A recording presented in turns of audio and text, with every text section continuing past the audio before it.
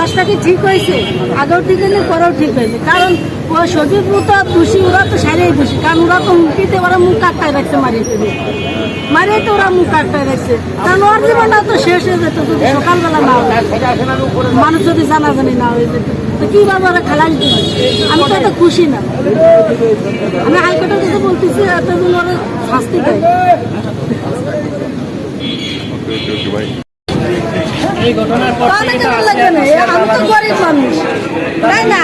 এসে যদি বড় করে দেবো তাহলে কি করবেন? আমার সুযোগটি ভালো, সুযোগটা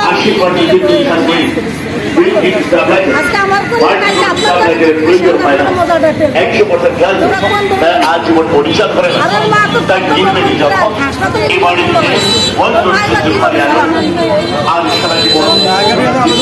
সব মিলিয়ে এই রায়ের প্রতি আপনি সন্তুষ্ট? আমি সন্তুষ্ট হইনি। কারণ ওরা তো সারাদিন ওরা শাস্তি আমরা যেভাবে ই করেছে তথ্যগুলো গোপন করেছে, ওটা তো সহযোগিতা করা বেশি দিলে। না, আপনার দাবিতে সবারই সাজা হওয়া